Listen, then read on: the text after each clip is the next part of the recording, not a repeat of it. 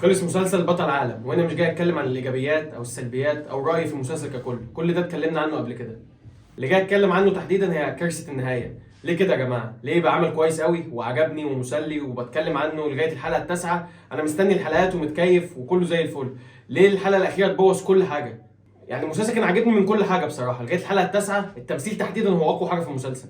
كان في مشهد بين عصام عمر ومحمد لطفي اللي هو اتشهر قوي، اللي هو 2200 جنيه خصومات. ده المشهد ده بيبين لك ان عصام عمر ده ممثل تقيل فعلا، مش ممثل عشان وسامه او المسلسل نجح بجيهان وعصام عشان شكلهم حلو، لا. الراجل فعلا عنده موهبه كبيره جدا، وبينقي ادوار لايقه عليه وعلى شخصيته، وبينوع كتير. فانا مبسوط بيه بصراحه. تمثيله خصوصا الحلقه دي اللي بتكلم عليها، المشهد بتاع محمد لطفي وعصام عمر ده كان بيك المسلسل. دي تقريبا اعلى حلقه في المسلسل من حيث كل حاجه. كمل بقى كده، يعني انت ماشي كويس، ودي كانت الحلقه الثامنه تقريبا.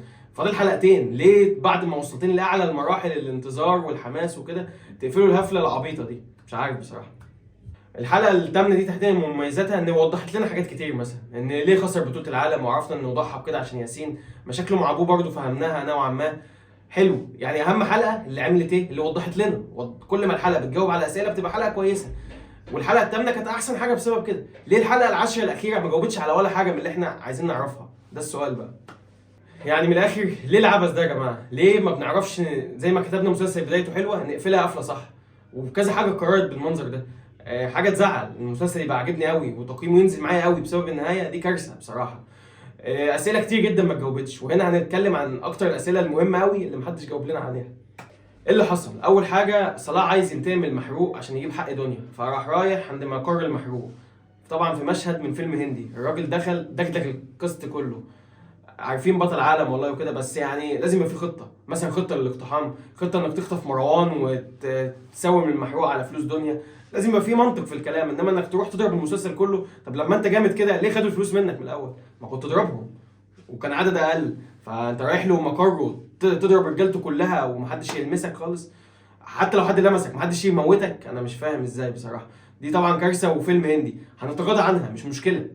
مش مشكله عدم المنطقيه اللي حصل ده، في كوارث جايه اكبر. تاني حاجه، ماشي انت قمت دغدغت المسلسل كله زي ما قلنا، مشهد من فيلم هندي. طلعت فوق لقيت مروان زقيته واتشل. حلو.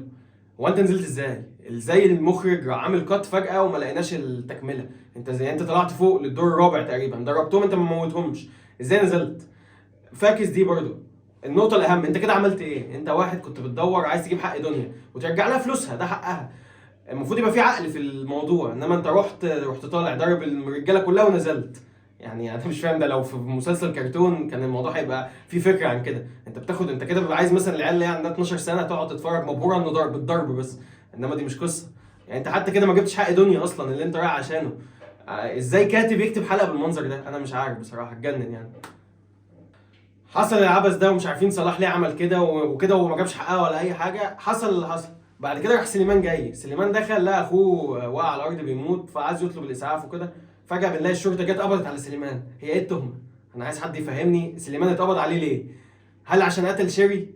طب انت قتلت شيري غالبا من ربع ساعه من الاحداث. خلال ربع ساعه البوليس عرف وراح له. برضه انا مش فاهم ايه التهمه بصراحه، انا مش لاقي تهمه. حته تانية برضو. تاجر كبير قوي ومعلم زي سليمان المحروق قتل جثه هو مش عارف يداريها. هي دي اول مره مثلا يقتل؟ ما مش كده. فالبوليس قبض عليه ليه؟ ما قالولناش. ايه التهمه؟ ما قالولناش. اللي اهتموا بيه مشهد جيهان الشماشيري وهي بتعمل فيديو كليب. يعني يا جدعان الموضوع بقى رخيص قوي بصراحه، مش كده يعني.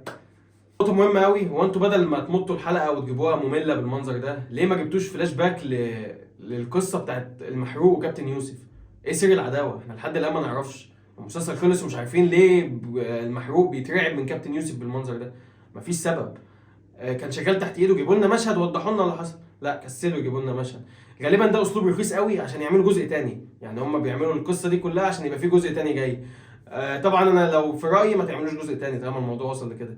حرام بصراحه. بعد ما كنت المسلسل ده ممكن اديه تقييم 9 او 8 مثلا في اسوأ الفروض، انا دلوقتي تقييم المسلسل بعد ما خلص هو 6 من 10.